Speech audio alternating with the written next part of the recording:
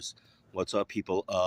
Just chilling out. Good to have another cigar, have a beer. We could talk some MMA. Probably light on the MMA. I wasn't able to get the computer started. It is slightly drizzled here. It's drizzle slash on and off rain. So outdoors, it's not a good idea to have the TV out here or the monitor, computer, etc., etc. So I'm just going to risk it. It's okay if a few drops get on the cigar or in the beer. I don't mind that at all, but I just don't want to lose the TV or the computer. So that is out of the picture. I got to check here if indeed I got sound. Last night we had some good beer, guys. That was some good stuff. It's good stuff. We had a fantastic March Brewing Company. Great beers, great cigar. Let me hear if I hear anything. Okay, yeah, I hear us. And one of the things that I mentioned yesterday. Let's talk about Joey's pick. Joey's pick has surged. Aaron Blanchfield went up to minus 155. I think by today she will easily be at least minus 160, and by fight time get as high as minus 170 because I think a lot of people are going to play her on the money line, but more so put her into various parlays. Today we have what we have for a beer today is the new Belgian 1985 IPA, right? Like can't go wrong with that. Rain's starting to go a little harder now. And this Hoyo De Monterey Excalibur Maduro, which used to be my favorite Maduro. I really like the Maduro I had from La Gloria Cubana the other night, and this used to be like the most affordable, very affordable Maduro cigar that had those flavors that I always expect in Maduro. So I don't know if we've had this before. I don't think so. I'm not actually certain. I still purchase this when I see it, especially if it's on sale or if there's a good deal. Ooh, rain's coming down a little hard. Let me hide my cigar here for a moment so I get less of the cigar. Let's talk about this beer. Watch check, same watch as yesterday. The Timex Waterbury. Looks great in the daytime. Nice looking piece. Again, it's because of the blue. Goes with the shoes, goes with the shirt. And man, the rain's coming down a little hard. So I wonder if I'm even going to get through the smoking portion of this. We'll have to go indoors maybe, where we just will be sipping and not necessarily smoking, which is a shame because I could have set up. Wow, this 85 IPA looks very light, right? Looks very much like the yellow of the can. Yeah, let's step outwards or inwards out of this rain for a moment.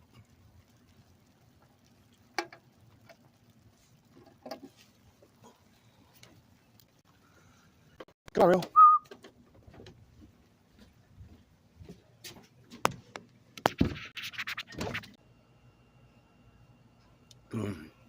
Man, it's smooth. That is a dangerous beer right there. So smooth. Not a heavy hop base to it. Not bitter at all. Highly drinkable.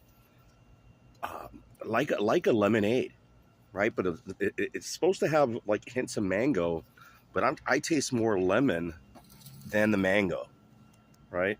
I love my mangoes. Let's see if I'm back on the YouTubes. Yeah, I am, guys. I'm back on the YouTubes. Yeah, I'm back on the YouTubes, guys. Let's cut the cigar over here.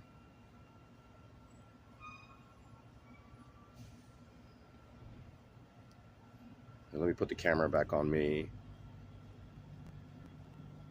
When I transfer from application to application, when I try to go to YouTube or even to DraftKings on my phone to look at some odds and things like that, it switches over, right? Or it just cancels out. So doing what I was hoping to doing and trying to do this all via the phone is out of the question. I'm just going to smoke the cigar. Maybe I could read some of your questions and answer them. Otherwise, it's a light sip and smoke, or it's more sipping and smoking than MMA.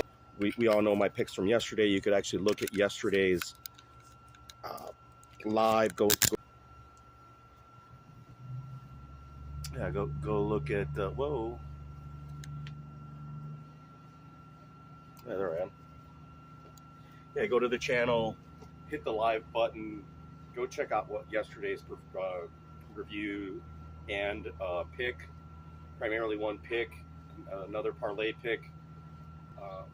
It is before the numbers get all crazy. Sung Hoi Choi, the first fight with Aaron Blanchfield, is my parlay play, and then my main play is Alex Caceres and Alex Caceres by sub.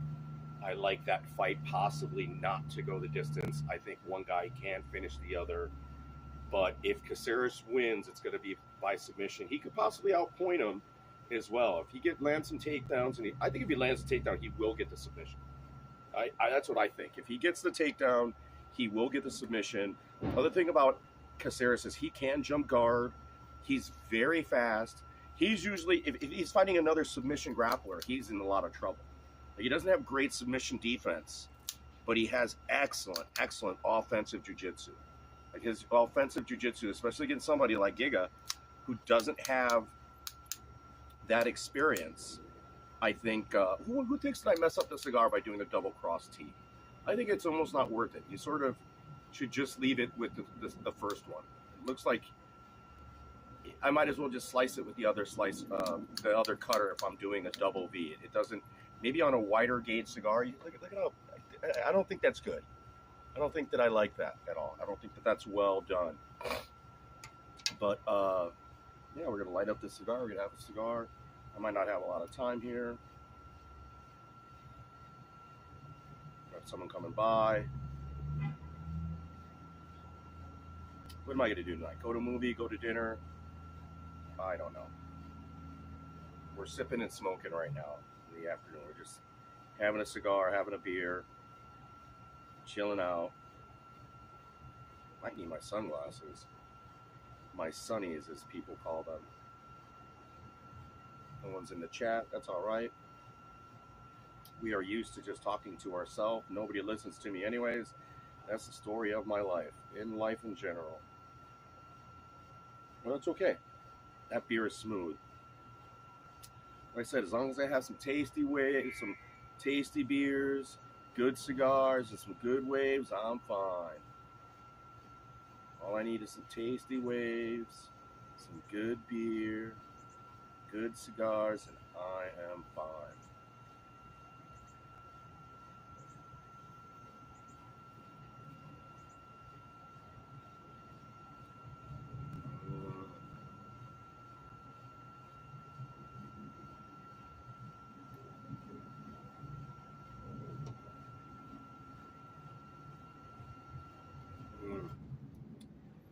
It's still great. The thing with the Hoyos, and it always has been this way with the Maduros, you have to age them. Like, it still has a little pepperiness to it, has a lot of cedar, a lot of youth. The chocolate is there. The oils are there, but this one I just got, I believe, like 2 weeks ago. So I had it in my Tupperware for just 2 weeks. It needs to sit. It needs that aging.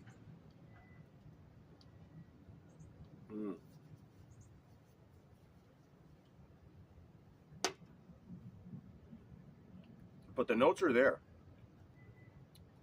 That nice richness, that chocolate, the cacao is there, but it's still overshadowed a lot, especially compared to the Gloria Cubana Maduro I had. By the earthiness, the wood, and its cedar aging. It just needs to sit a little bit longer.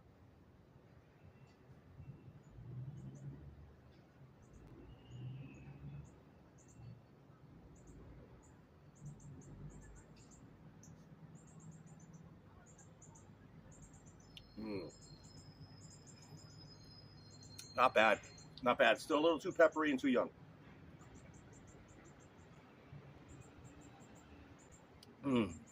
But for the price point, not not a horrible smoke at all. I still think for the price point, if you're looking at that five, let me go and get some sunglasses. That inexpensive $6 range cigar, the Nica Rustica that we had yesterday from Drew Estates, by far much better, and you could smoke it now.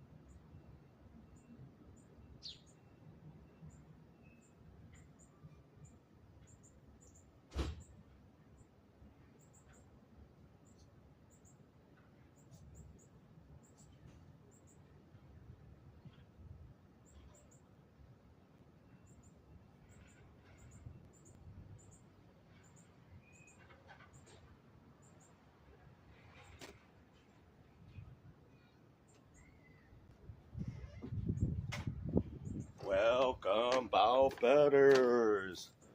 Anybody in the chat? Man, like I said, this beer is dangerous. Like, it's got that, all the Voodoo Rangers, as far as commercial, widely available beers go, like, no one's in the chat, that's all right. It is one of the best. I think for great flavor, all of them are high drinkable, like good flavors, and they go down so easily. Like, this beer is, I'm almost already done with this thing, right? Like, man, and I had to go and get another one. And I just had that chuggability. Chugs. A bug got in my eye. And if you get something in your eye, the worst thing to get in your fucking eye is a bug. Insects will fucking rot in your eye, fuck your shit up. I'll have to get some eye drops later on. Should get some now, but it's okay. Hopefully it weeds itself out. But the beer, right now I'm giving it a solid 7.5. It has great notes, but nothing that on the notes that are even like, it's supposed to be a mango. I don't taste a ton of mango in there. It has a little bit more of a lime or lemon, which is great. If you ever have mango, try it with some lime or lemon, or both, particularly lime. Lime and some tajin or some other Mexican spice or your favorite spice, or even like cilantro, or some other kind of, do what you want. I would say do what you want, but mango is one of those fruits that can go with anything, right? You put sriracha on the goddamn mango, it's gonna fucking taste good, right? Whatever your favorite spice or even sauce is, you put mango with barbecue. Put some barbecue sauce on that thing if you want it. It'll taste good, right? Mango, it's hard to ruin. Pineapple or mango are hard to ruin.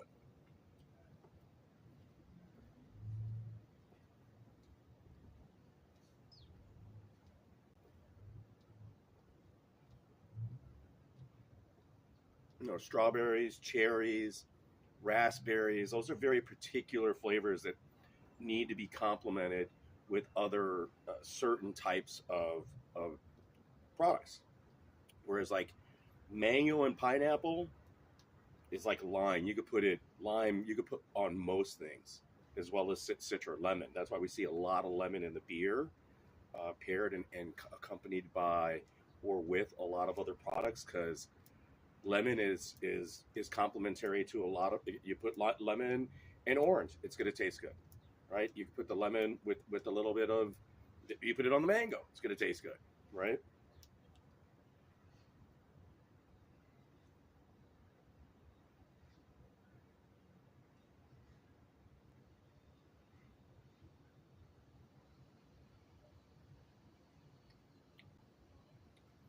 The cigar is just young. There's too much wood, too much earth and cedar, and it has that sort of oaky base that we don't like, that I don't like. It's there though. I could taste it. It just needs that potential. It just needs itself to get there. It isn't as chocolatey as I prefer. It still has a spottiness to it on the leaf. It doesn't look as dark uniform as it once as I always preferred, or the oils. It could be the aging that it dried out and transportation, but it definitely needs to sit a lot longer of a time. I still recommend these if you especially find them on sale. Hoyo De Monterey has always been made some of the best Maduros in the world, but things change. Like I'm right now, my favorite Maduro is, and I haven't reviewed it here, is that La Gloria Cubana new series. I forget the series S or series M. I forget the actual name of what it is, but it's new. It's out there. You can get it at Binny's. You get it at your Nor Park Cigars or your favorite local tobacconist. Go out there and grab some of those. They are fabulous.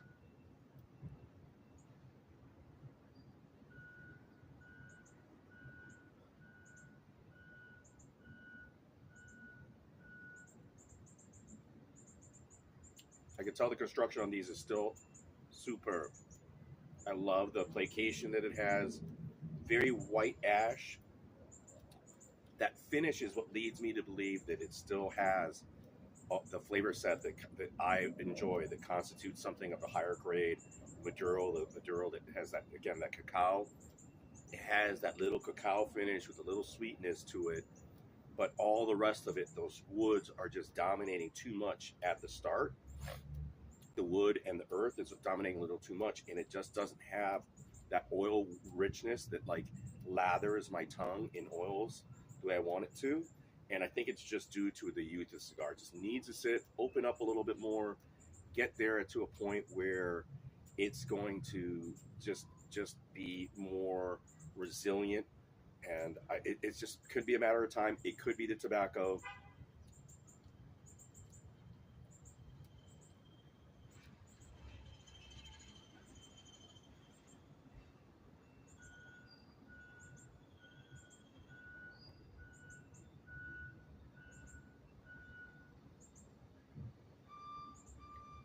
It's there. Like it. I mean, it's just the time.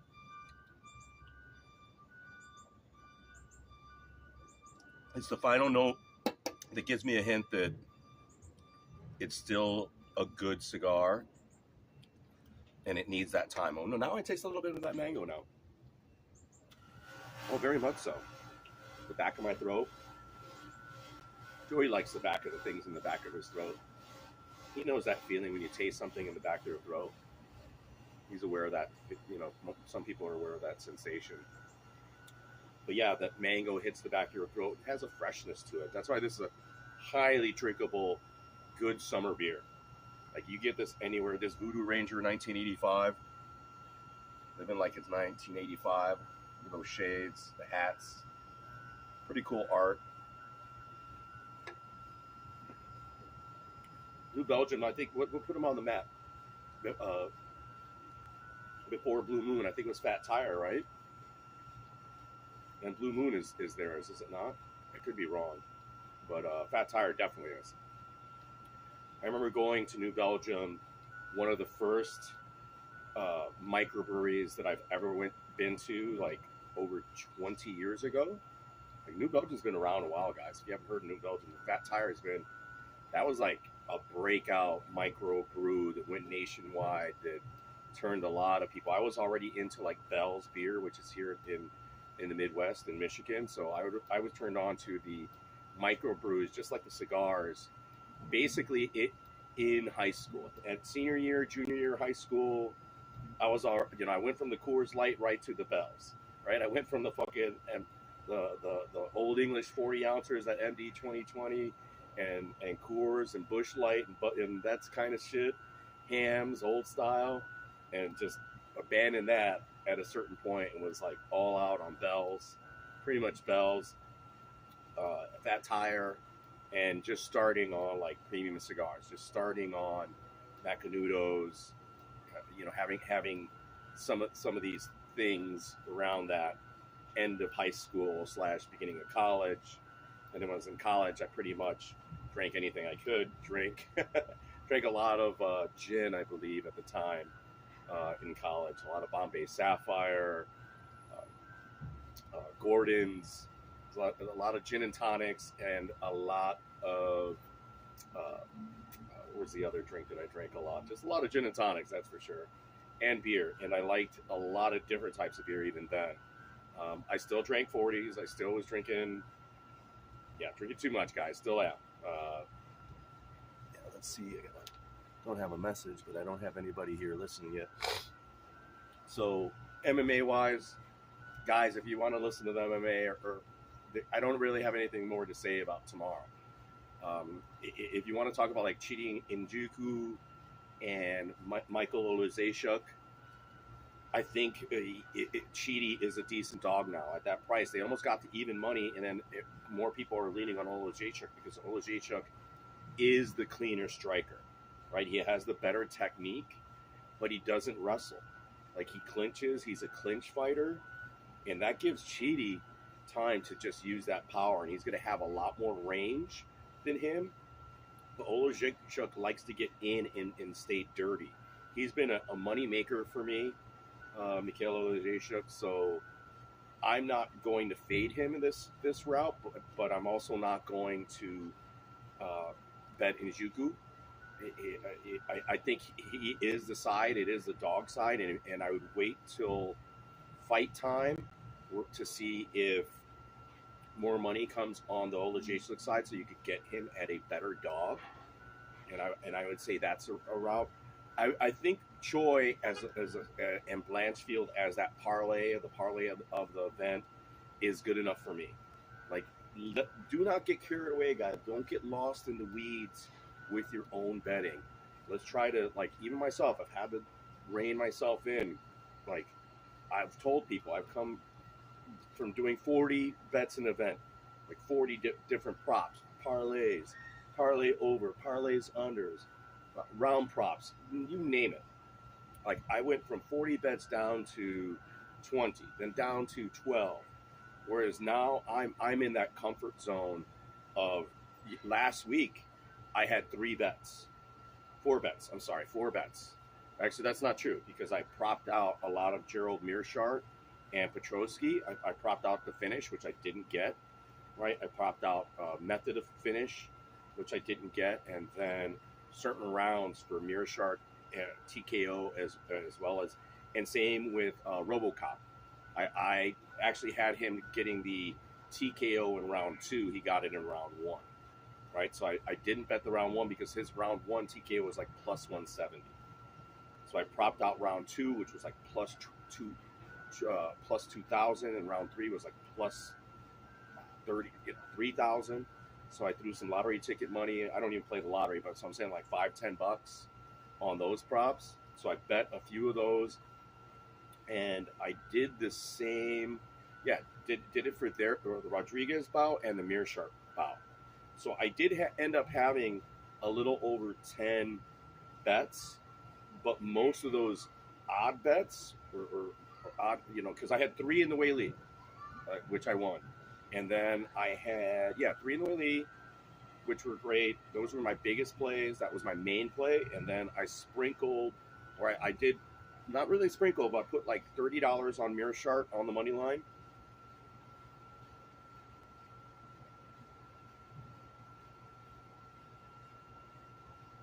I put 20 on Magny on the money line, and then I sprinkled his submission line for $5, which I lost. But again, all those bets, all those Mearsharts, the Rodriguez, all those little bets were because I chose Whaley properly by decision. I chose the Whaley and over 1.5 and the yes to go the distance. I won back all my money and still made a slight profit. Right, came up just close to $100 over, even after losing, say, $100 on the other bets, right? On Mearshart, Rodriguez, and then Muros. I put 20 on Muros as the underdog and lost that. So, so it would have been a better evening, a better result for me if I didn't sprinkle those. But if I hit one of those, like if Mearshart almost had that TKO, was it in round 2?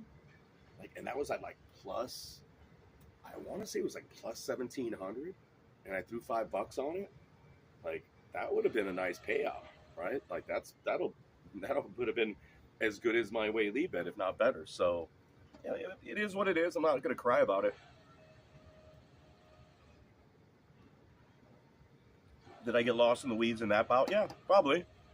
But it was a close fight. And when I heard Sal D'Amato call up my guy, call up Mearshart, I thought I had it. I was like, I thought I won the money line.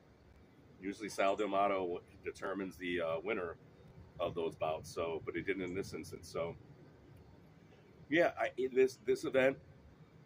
What else is a very notable fight? I don't think there are any other notable fights. I think the Blanchfield fight is the most significant fight. Max is that finish line. I'm not really. I don't want to prop out or get there. Again, I don't want to get lost in the weeds in the Max bout either. So I don't want to find a prop that I need to bet when I already have a couple good bets on my dog, and that's how I'm going to roll. I'm going to roll with that. I'm going to roll with Aaron Blanchfield and Choi. I might sprinkle the Aaron Blanchfield submission, which I think was like plus 400. Like that's not a horrible line. I wish it were a lot larger, but I might put a lottery ticket on that, and that's it. Call it a night. You know, the bankroll. I already have 80 on Caceres. I might throw another 20 at it if it goes even higher, unless I'm wrong, unless there's something, that he is sick or he's having an issue.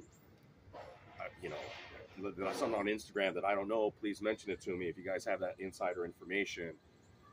I might throw another $20 on him on the money line, or split it like 15 and 5, 15 on the money line, so that I have, and 5 on the submission, so I have like an even 100 on him, and then another 100 on that parlay of Blanchfield and Choi. You have 2 minus numbers. Choi I think is minus 170. Blanchfield now is like minus 155. Yesterday we were talking, she was like minus 145. So she's already gone up 10 points as I predicted. She might even be higher tomorrow. So if you're on Blanchfield as a parlay piece, I recommend that you purchase that now, make your parlay, get your price locked in, because I think people are going to still jump on her both on the money line as well as even though she's got a tough fight. Taylor Santos is not, dude, we talked about this yesterday. She's not a pushover. It's not going to be an easy match. It's not going to be an easy victory. I could see this even going the distance, and Talia outpointing Blanchfield just because of her speed and her elusiveness. And we haven't seen Blanchfield from her back, and we haven't seen. I mean, Talia is a good wrestler, but I think Blanchfield is it's just gonna it's gonna be a very interesting bout. So a lot of people might want to stay away from it. I'm gonna bet it.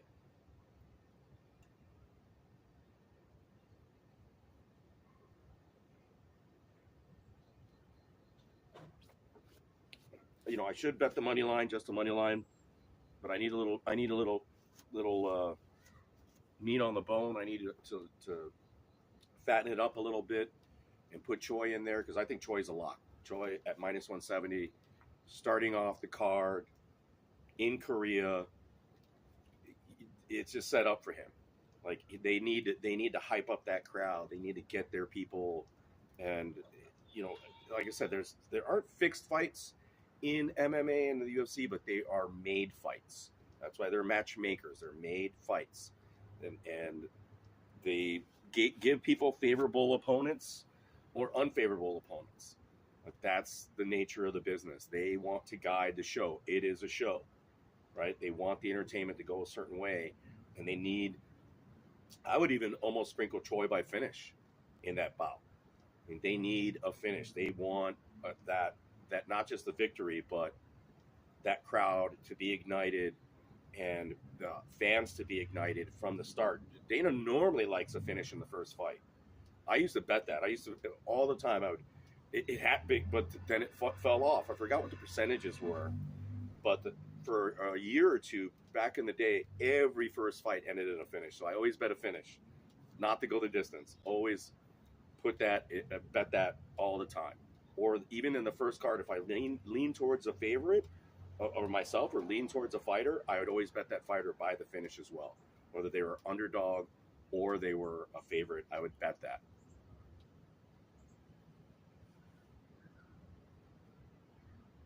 That's not the case as much anymore, but in this Korean card, I'm willing to risk a little bit, a little lottery ticket, little $5, $10, not to go the distance, or Choi by finish. We're going to look at either of those numbers and probably bet that, because I think that's going to happen in this particular card. 4:30 in the morning, they got to give reason. They got to start even the American and the other people around the world that wake up, that coffee, right? And the cigar is getting better, by the way.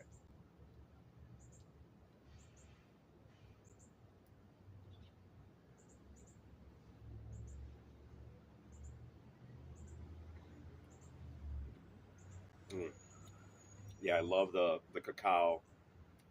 So much wood though, not enough oil, and I wonder if just over time the lot and it has a little brown to it as well. Like it's just not as chocolatey looking. I wonder over time if where they were growing the Hoyo De Monterey that it has stressed the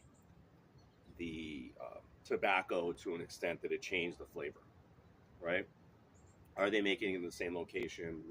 How are they rotating out the crop, the tobacco? Because tobacco, I believe, like cotton, is very, very stressful on your land.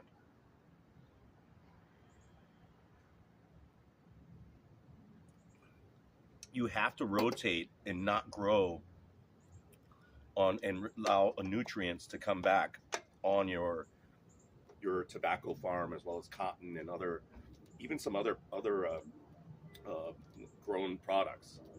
But I think tobacco is in particular is especially very stressful on the nutrient content of the soil. Like it stresses the soil big time. Like you just can't constantly keep replanting on the same soil, expecting the same caliber and grade of product. Wine may be the same, not quite, but of course, nowadays there are ways to add nutrients, composting, other natural ways to revitalize your soil so that it stays rich and it allows you to grow, grow a consistently good product.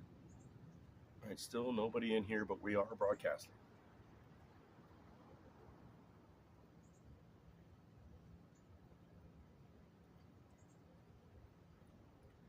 Nice cigar. Did I give it a seven? Seven, solid seven.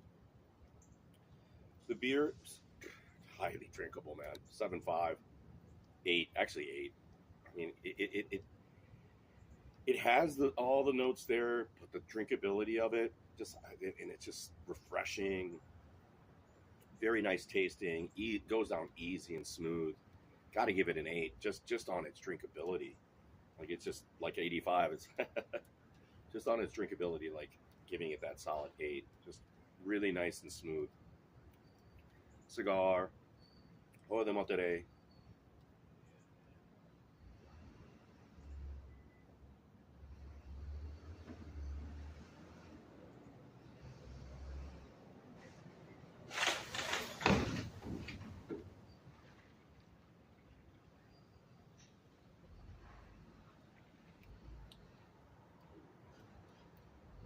Yeah, I didn't see a lot of other notable fights. I don't think it's a bad card, and I don't think it's a bad betting card.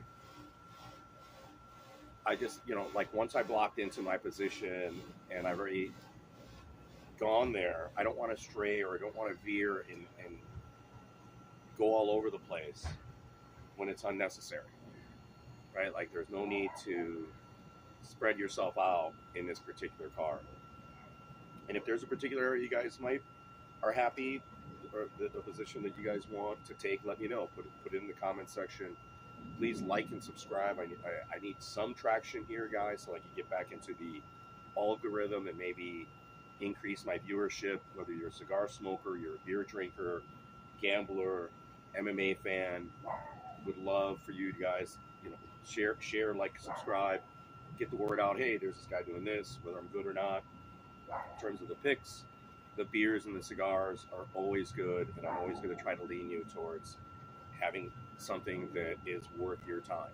Like, I don't want you guys wasting your time listening to me when there isn't a value to anything that I'm saying, and I think there is value to what I'm reviewing, what I'm talking about, and here and there we're having a good MMA pick and a good MMA take on a particular bout or a particular event. I think that's my content, my time here speaks for itself and grants credibility to that. So, let's go. Let's win some money this weekend. Let's have some good time. It's an early event, guys. I think it's like a 4 a.m. start. So I'm going to be up. I'm not going to the casino, although I was thinking of going to the casino, but at home I have the Wi-Fi. I can make the bets on DraftKings. I still like going to the casino and watching the events there on the big screen and going and getting physical tickets. Sometimes the physical tickets you're able to place your bets faster than even your phone on Wi-Fi. Right? I don't know what's up with DraftKings, but I like just being able to either at the kiosk or at the counter at Rivers, just grabbing that cash and I looked at a number and say, hey, I want 20 on this or 30 on that. I love being able to do that. And sometimes it's a lot faster than even doing it on your phone. Right? Your phone clicks off, they turn the bets off, but the bets are still on at the casino. You can still place the bet at the casino until the window, until they get it.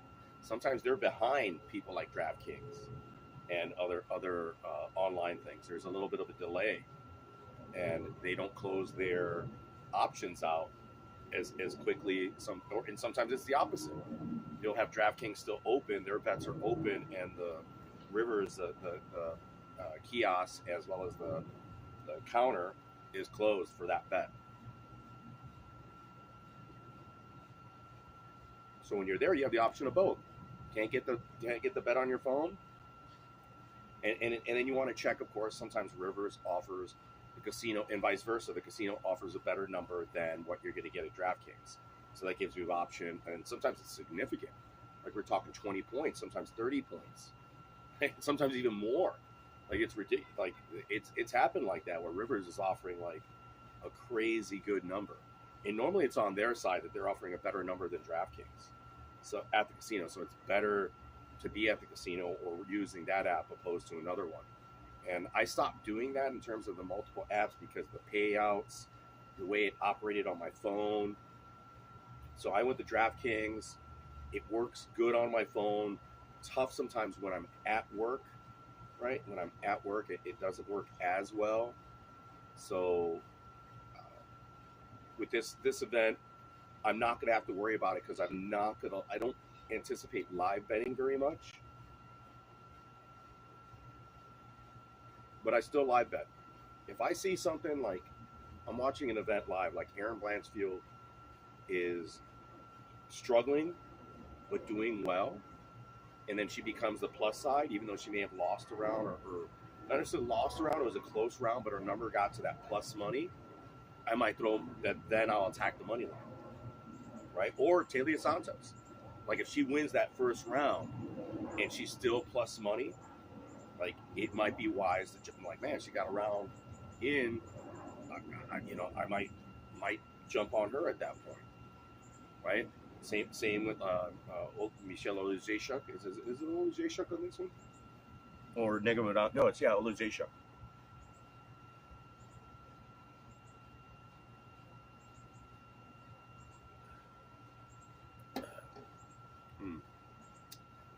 Yeah, that hint of mango in the back.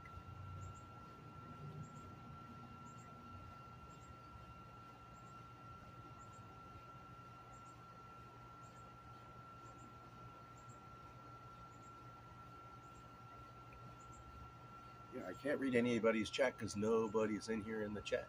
Nobody's here. Somebody messaged me. Let me see what they messaged. Ooh.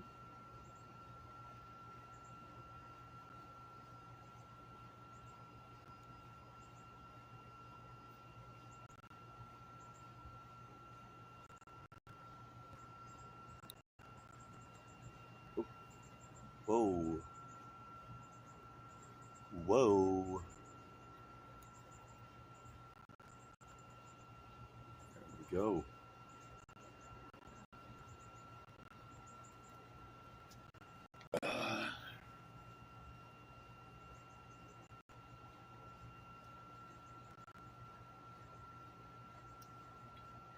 Mm. The finish on the Hoyo De Monterey is still superb. Excellent finish. It's there. It just isn't like the old days. Things change, guys. Things change. I used to love buying. This used to be one of my favorite cigars. I buy it in a bundle of 50 or 25. It didn't come in a box. It came in like this cellophane wrapped bundle, and I would buy like 3 of these at a time and put them in the humidors or in the big humidor. My buddy had this like china cabinet, not china cabinet, but this bachelor's wardrobe that we converted into a big humidor. Like you could put hundreds of cigars in there in these bundles, and you could just keep them as a bundle, right? Just take the cello off, leave it as a bundle, just put it in there in the little bun that it was. And I would smoke these religiously. I'd smoke a couple a week easily. That's why I had them as like almost. These and the Partagas Robustos are like my casual smoking cigars. I haven't reviewed a Partagas Robusto. I have a Cuban Series D right now in the Tupperware that I should smoke. You know, I should just test it out. Why not? Brought it from Costa Rica. Should have that smoke. But it doesn't fit like what we're doing here or what our reviews. I want to. There's some cigars that are coming out, like the other Hoyo De Montereys that are coming out. Is it Drew Estate that made the blackened cigar? I don't know. Haven't had that one yet. Like there's some new cigars that are coming out that I need to review for you guys. I do a review on the Olivia Series G. I think I just smoked that myself. I didn't do a piece on that. That's another good cigar. The Gloria Cubana Maduro, the new series that's out. I haven't reviewed that for you guys on camera. So there's plenty of cigars that I still have to get to, and I will get to, right? In time. And beer wise, same thing, man. I've mentioned this before. We are living in a golden era, a great era of beer and cigars. I think that the Central American cigar market, in fact, the world cigar market is just fabulous right now. I don't know about wines. I do know about wines, but I don't know if the wine, the viniculture, what is the actual term? I forget right now, but how the state of wine is right now. Like, are they suffering? You know, again, I think it's another product that's hard on the soil, the grapes. It's very particular. If there's too much cold, too much heat, too much water, you know, the nutrients aren't good. It varies on the wine drastically. It takes a big toll on the quality of your end product, depending on the environment and the quality of your soil. And I just don't know in viniculture where that state is at. But I know in beer, even though we have the lack of hops and things from the Ukraine, the beer that all these guys are making, Illuminated, Old Irving, Alarmist Brewing here. We had Martz yesterday. We had Maplewood the other day. Like uh, the Microphone Brewing Company.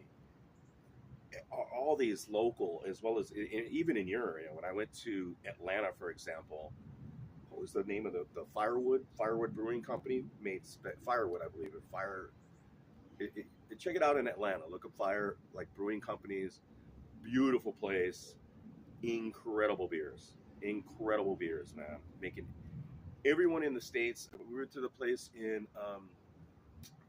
was it Tennessee, Michigan, all over Michigan. They're making great beers. In Tennessee, I think it was in Tennessee, but it wasn't in Nashville. No, Georgia, another place in Georgia.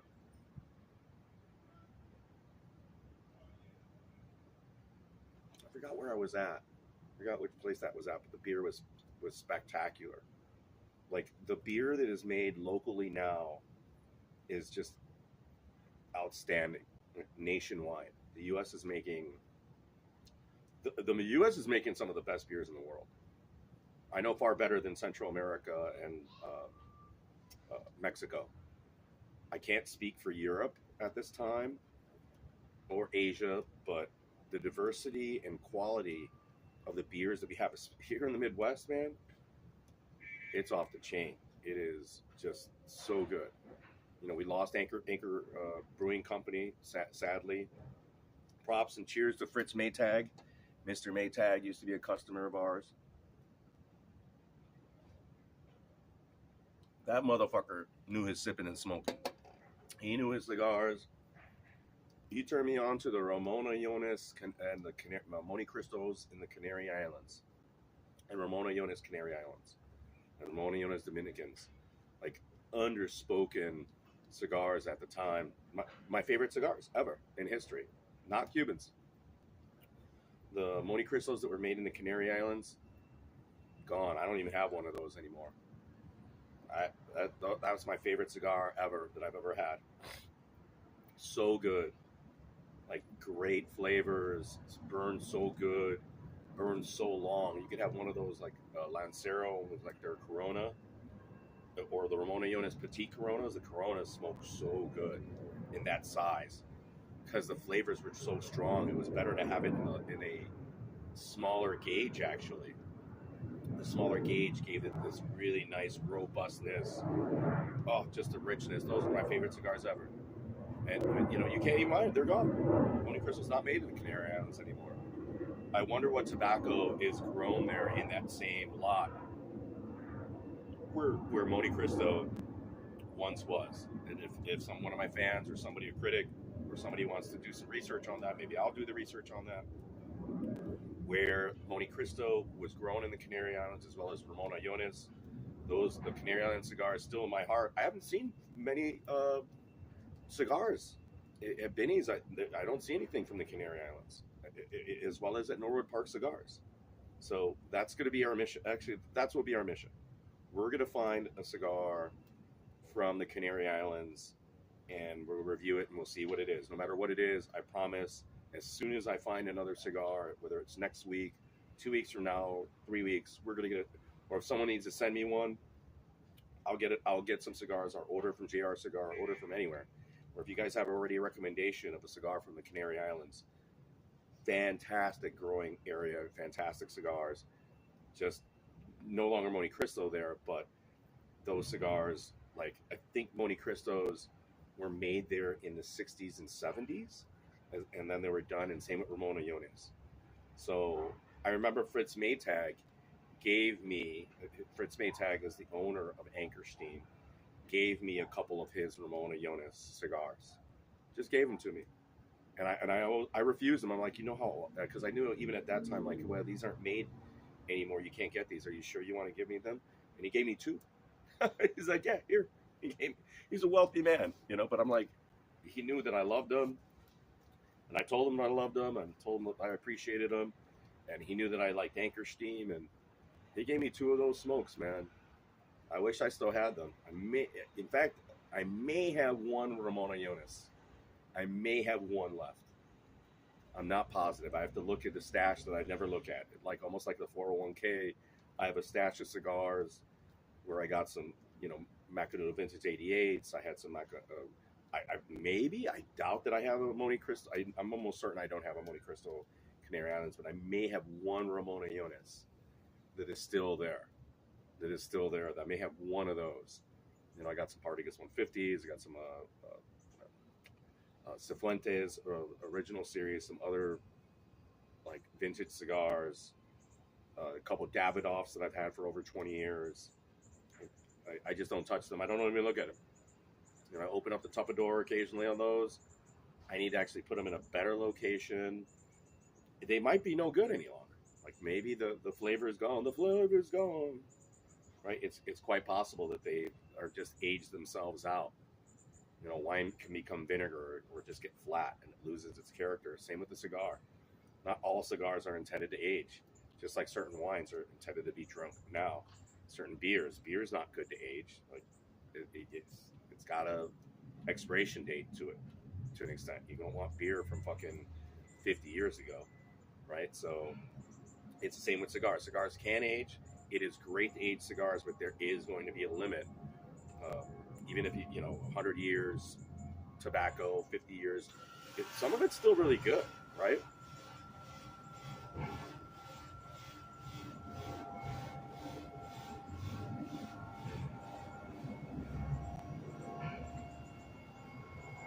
I love aged tobacco. I love aged cigars. I'm getting back into it, right? But I smoke. I don't actually smoke a lot of cigars. I just smoke at least 2, 3 a day when I was in the industry. Now I'm smoking just on my days off. I'm smoking like. Actually, that's not true. I started smoking in the evenings when I come back home from work. Like when I'm having my beer and I come home from work, I come out here at nighttime, and there's no camera on me, but I'm having some cigars, and I'm having a couple beers, and I'm starting to smoke one a day again. So but that's happened more recently. So it's tough. So I need to get more product, and what's tough is that sometimes, like for the reviews for you guys, I would smoke the product already, and then I don't buy it again. Right? I don't buy it for the show, or buy it to put it a review online. Just like the Olivia Series G, I think it was. Again, I mentioned the La Gloria Cabana Maduro. Had that the other evening. I had the La Aurora Perfecto, like double torpedo, the other night too. That I haven't reviewed on there. Excellent cigars. If you could find that cigar as well. Got it. Got the La Aurora, the double torpedo, the Perfecto that I got. Like it has the torpedo on each side. Fabulous deal, man. I got those for like $7 a piece, and I didn't realize what a deal that was. I'm glad I grabbed the last 5 that were at the shop.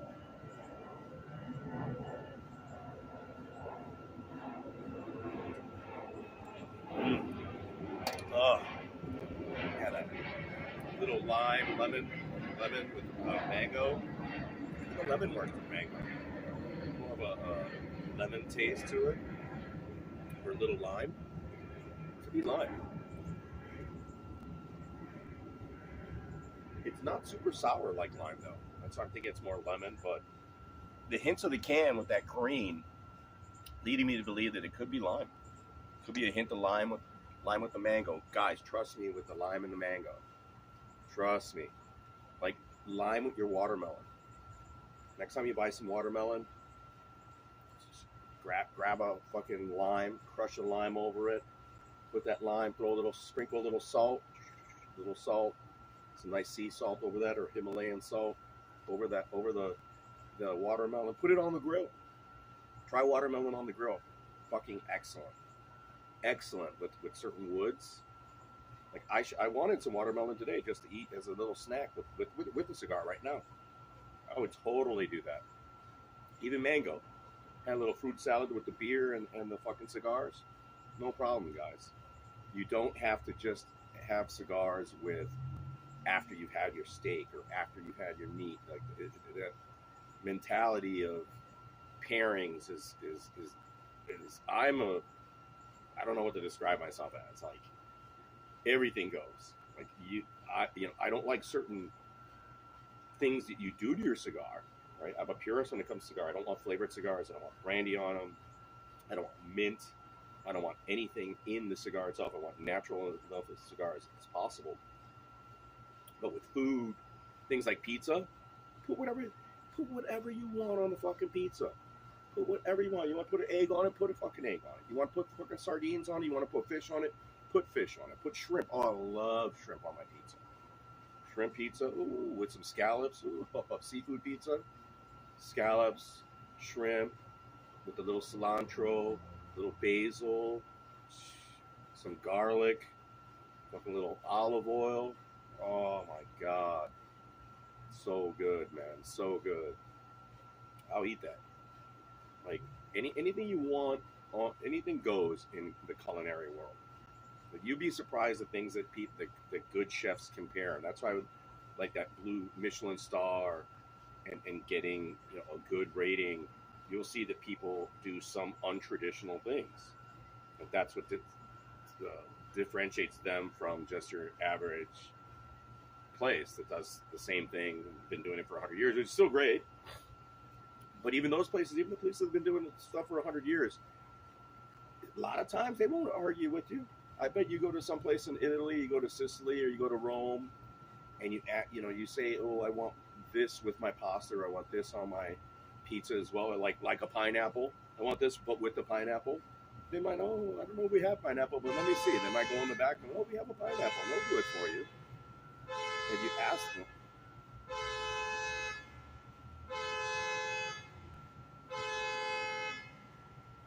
if you ask the right way, certain places will help you and accommodate you if they can, or a lot of places won't.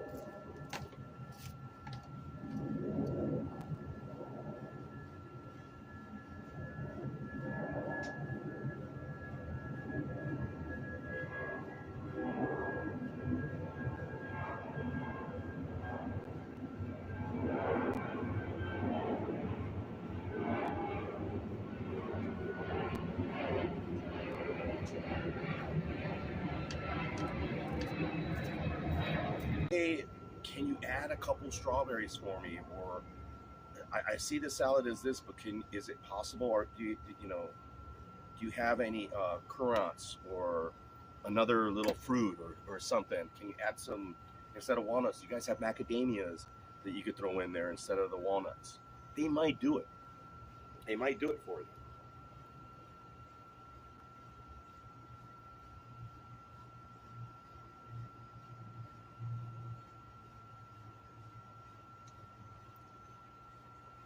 And it doesn't hurt to ask, you know. And if they say no, just don't be insulted by it. Say, okay, I've been told no plenty of times when I've gone someplace. I say, hey, can you add this to? Do you have any, cilantro to throw on the salmon? Like I see you have this spice. I want to add some cilantro if that's possible. Could you please ask the chef to add cilantro on the top of it, right? Because I like a little cilantro on my salmon, right? Or pesto. Like, do you guys have any pesto to put on the top of the little bit on what you have there? If they could add just a side of pesto on the side of the plate, if you have it, you'd be surprised. They might spin in it,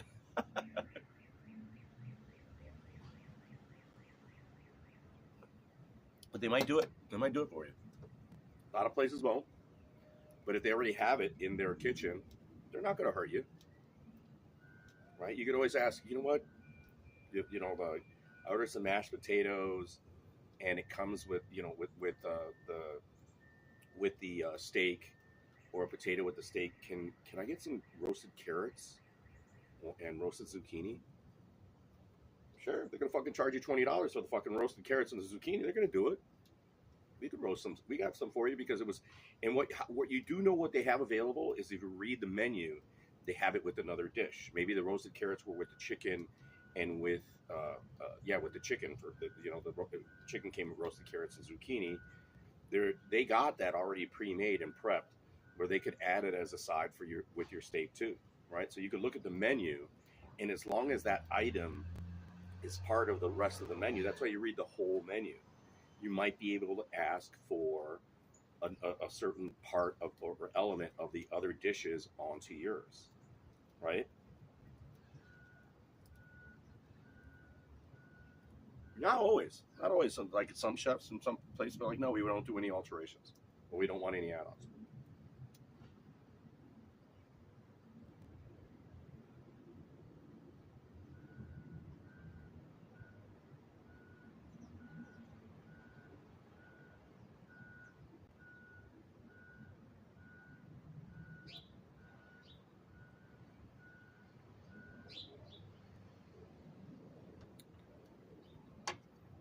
But a lot of places will. Can't do that with beer. The other thing with beer, my recommendation, guys, is it's okay when you go to a microbrewery and you read the list and you say, hey, I like this element of that and I like this type of beer. Out of all of these, which one would you recommend for me? based on what I see you have in my taste. Give them two of the options. I like the fat, I like the Fat Tire, and I like the 1985 IPA, and I like that one's fruity, and I love the creaminess of the other. Is there something that you have that might be similar to both? It's creamy and fruity at the same time. Oh yeah, that's this other beer, right? Like that's then have this one. Like it's okay to ask that. Don't be afraid. Don't be afraid to be told no, or we don't have that, and don't get personal when someone is like, "Hey, that's the menu. This is what we have. It's listed there." I personally like to interact with my bartenders, with my servers, uh, and like especially like an Old Irving with the beer and even the food. Like a lot of the people that are servers there are also beer drinkers. They're beer makers, for example, at Old Irving. So when you ask about the beer that might go with the food, they know. Like, hey, I'm ordering this, and I want to start with this beer just with my appetizer, with my salad, or with whatever appetizer you choose, whether it's whatever the cheese plate or whatever the appetizer it is. And then I want something to accompany. I'm going just with the burger. What am I going to have with the burger? Because they always have a burger of the week there too. They got a great burger of the week. Old Irving, like on low key, has some of the best burgers in Chicago. Like never listed on the burger list, but their burgers are fabulous, fabulous, and they're always changing it up. They have a sea lobster burger one week. They'll have a mango. They'll have all kinds of burgers. They love changing up their burgers, and I love that. So they have a burger of the week. So if you get a burger there, I recommend always the burger of the week if it's your taste, if it's something you might enjoy.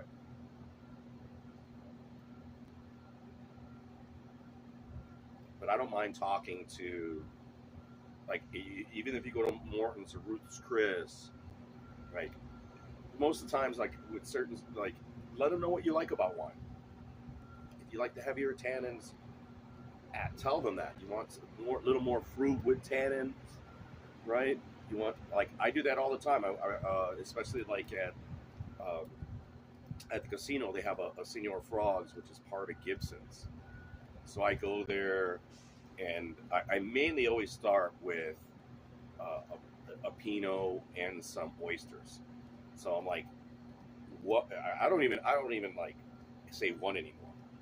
I'm like, just pour me. I just tell them like, pour me a Pinot to go with my oysters.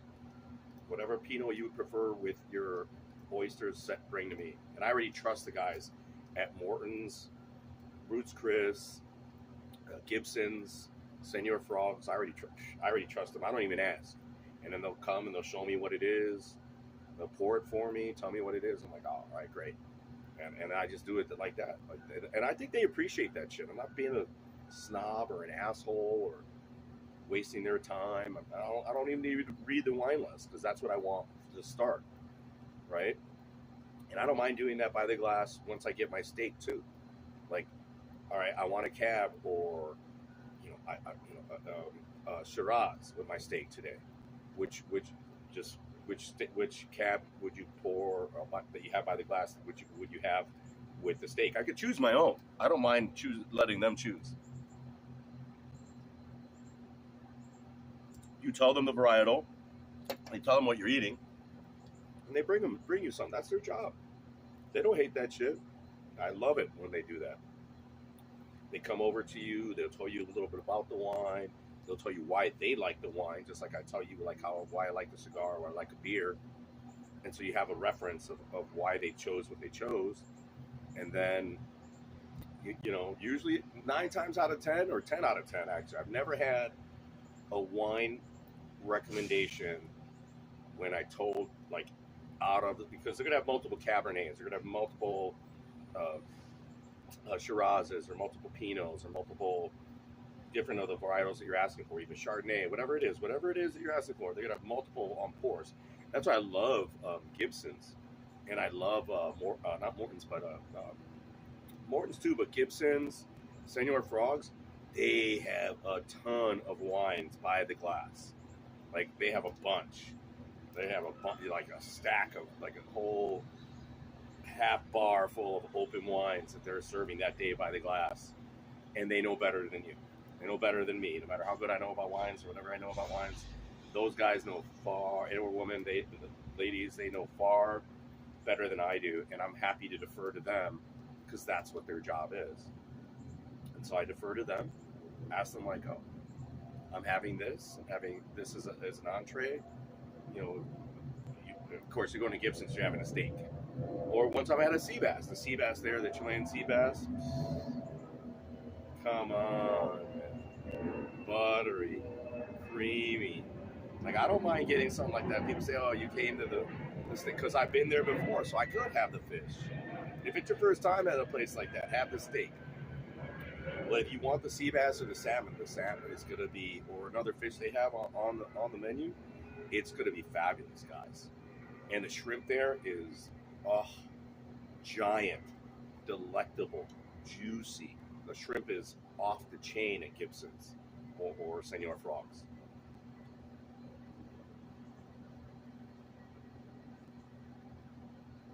The scallops, ooh, so good. Especially the scallops at Morton Steakhouse. Oh my God. I don't know where they source those, but those are giant, juicy, creamy scallops. Like, so good.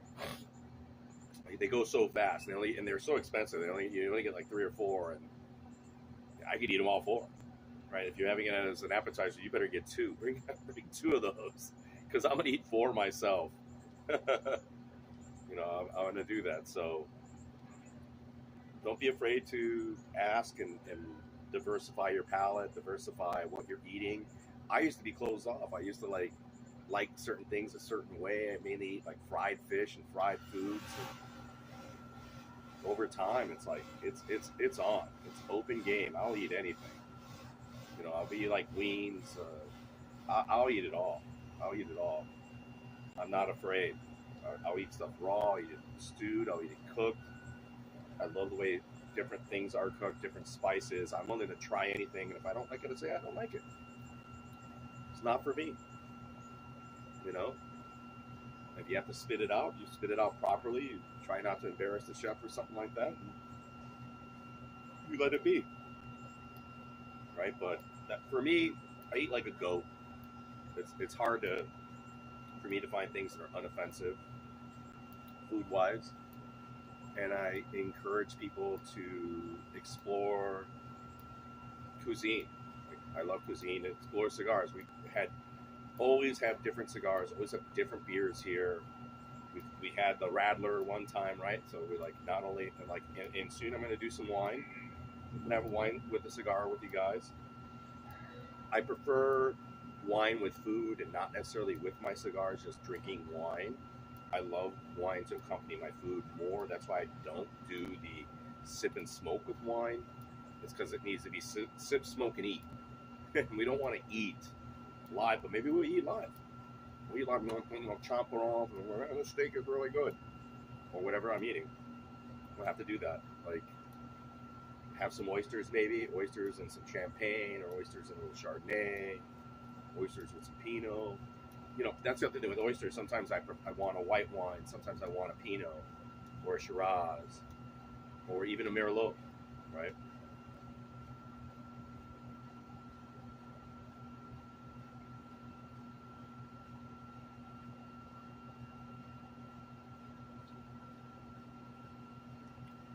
I'm getting hungry, I think is what I'm saying.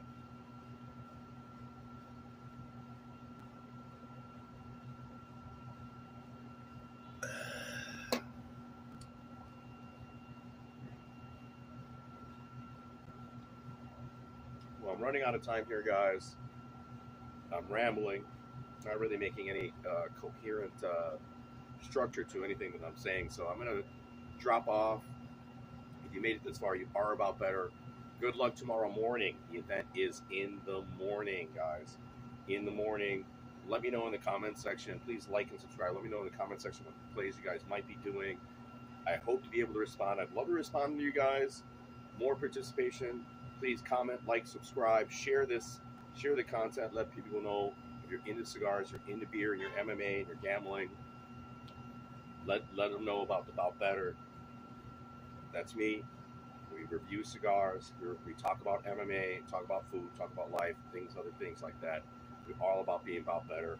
I appreciate all of you guys. Good luck tomorrow. And if you've made it this far, you are about better.